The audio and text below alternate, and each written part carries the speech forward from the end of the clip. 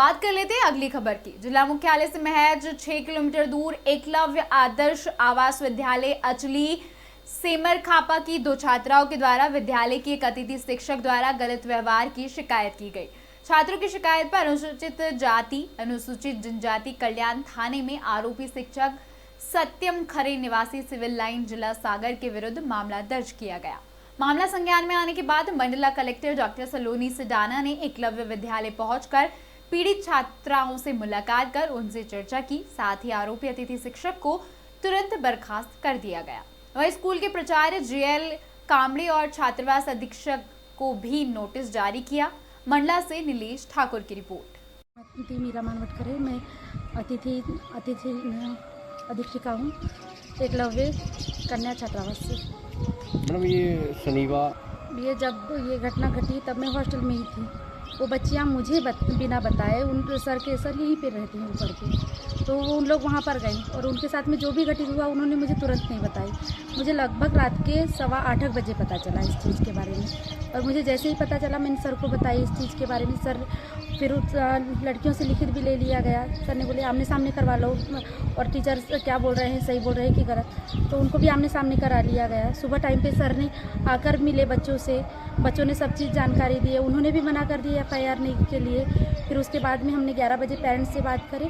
Parents आए, लगभग 1 बजे आए थे वो यहाँ पे। फिर जो भी प्रोसेस है वो किए। सर ने पूछे भी और हमने भी पूछे उनको कि FIR करनी है या क्या करना है। उन्होंने बोला नहीं FIR नहीं करनी है। एक ही पेरेंट्स आ पाए थे, 2 पेरेंट्स नहीं आए थे।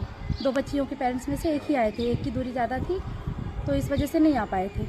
तो उन्होंने यही बोले FIR नहीं करनी है, उनको निकाल दिया जाए।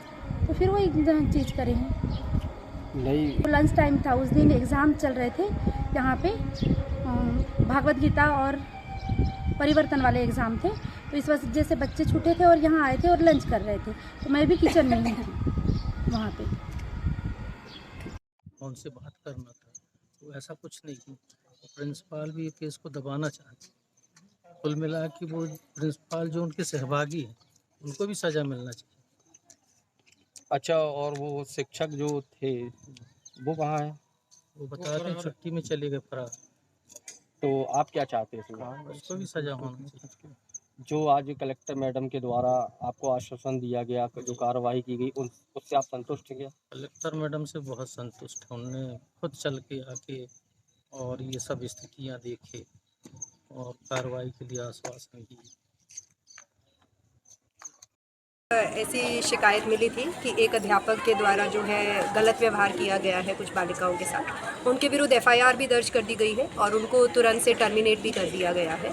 और अब वो भविष्य में हमारे इस हॉस्टल में, इस ज़िले में काम नहीं कर पाएंगे। FIR भी उनके विरुद्ध दर्ज हो गई है। इसके साथ साथ प्रिंसिपल और अधीक्षिका को भी लापरवाही के लिए नोटिस जारी किया है।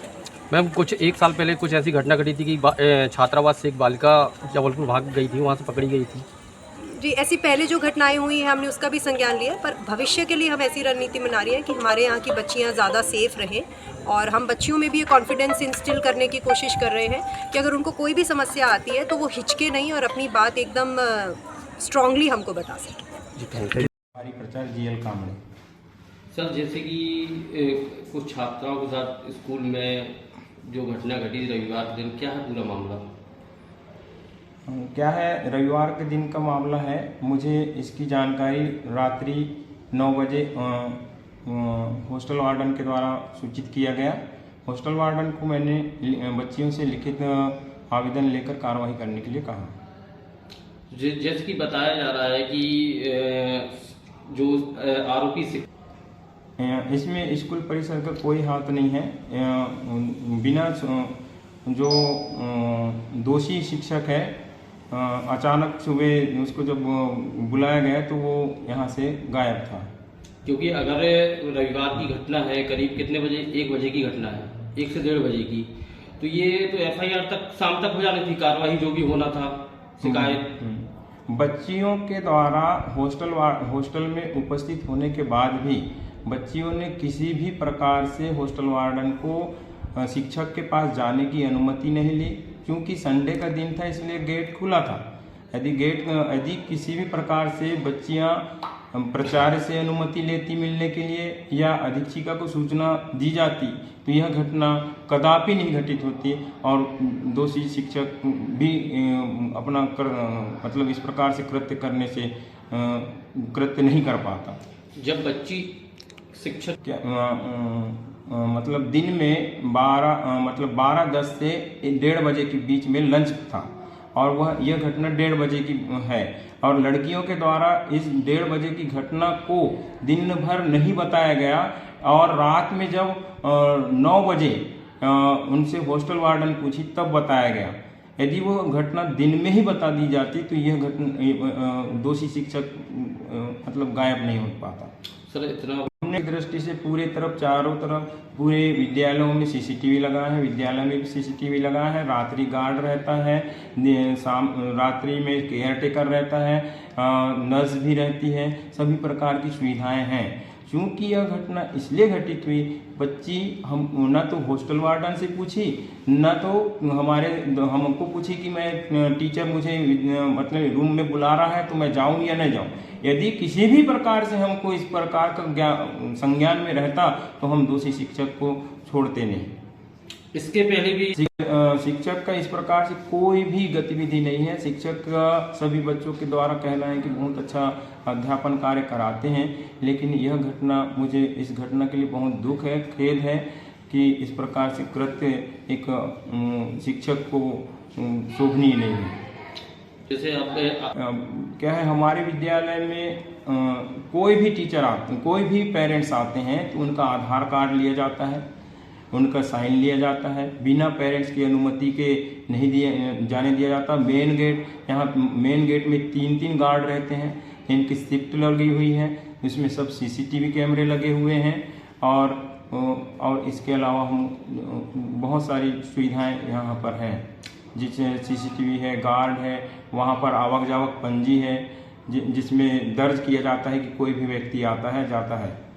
मैं बार बार इसी बात को दोहराना चाहूँगा, यदि बच्ची हमको एक बार भी अनुमति लेती या हॉस्टल वार्डन जब वहाँ उपस्थित थी और कोई टीचर हमको बुला रहा है तो हम आज तक ऐसी कोई बच्चियाँ नहीं है। हम पहले भी प्रार्थना सभा में भी और कक्षाओं में भी सख्त निर्देश जारी किए हैं कि कोई भी बच्ची बिना अनुमति के किसी भी शिक्षक के रूम में ना जाए। उसके बाद ही बच्ची सबको चकमा देते हुए वहाँ बिना अनुमति के शिक्षक के रूम में गए। सर हॉस्टल वार्डन मैं बता रहा हूँ, लंच ब्रेक था तो लंच के समय हॉस्टल वार्डन को खाना परोसने के समय वहाँ खड़े रहना पड़ता है। तो बच्ची क्या है, खाना खाने के पश्चात वो तुरंत बाहर आई होगी, क्योंकि संडे था। संडे के दिन क्या होता है, मेन गेट खुला रहता है क्योंकि पेरेंट्स आते हैं, और बिना बताए चली गई। तो ये इस घटना के लिए मुझे बहुत दुख है कि इस प्रकार से घटित हुई घटना, बिना अनजाने में ये इस प्रकार से हुआ है।